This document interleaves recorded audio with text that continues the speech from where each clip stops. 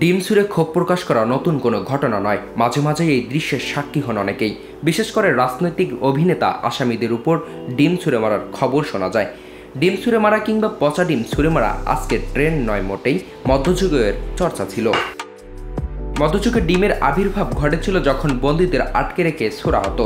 মধ্যযুগ ও রেনেসান্সে theatre বা জনসমাগমে অভিনয় বা বিতর্ক ভালো না লাগলে দর্শকরা পচা ডিম, টমেটো সহ কাপড়ও ছুড়ত।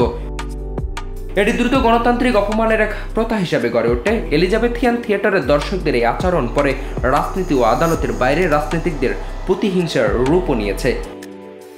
আধুনিক রাজনৈতিক প্রেক্ষাপটে ডিম ছুঁড়া 19 এবং 20 শতকে আরও বেশি নথিবদ্ধ হয়। উদাহরণস্বরূপ 1910 সালে ব্রিটিশ সুপ্রেজেটরা উইনস্টন চার্চিলকে ডিম ছুঁড়েছিল, যা নারী ভোটাধিকার আন্দোলনের এক চাঞ্চল্যকর প্রতিবাদ ছিল। সভ্যতাবাদী রূপ নিল 19 এবং 20 শতকে ডিমিং এগিং অনেক রাজনৈতিক ও জননায়কদের লক্ষ্যবস্তু হয়েছে। উদাহরণ হিসেবে চেক রিপাবলিক ও জার্মানিতে বিভিন্ন সময় নেতাদের উপর ডিম নিক্ষেপের ঘটনা ঘটে। এগুলো আধুনিক গণতান্ত্রিক প্রতিবাদের এক অংশ এবং সংবাদ মাধ্যমে তা ব্যাপকভাবে প্রচারিত হয়েছে। আমাদের দেশেও এই ঘটনার উদাহরণ কম নয়। এবছরই তো এই ঘটনার সাক্ষী হয়েছে আমরা কয়েকবার। যেমন ধরুন, কিছুদিন আগেই আদালত চত্বরে সঙ্গীত শিল্পী মমতাজের উপর ডিম ছোড়া হয়। এছাড়াও সম্প্রতি নিউ ইয়র্কে এনসিপি নেতা আক্তার হোসেনের উপর ডিম নিক্ষেপের ঘটনা ঘটে।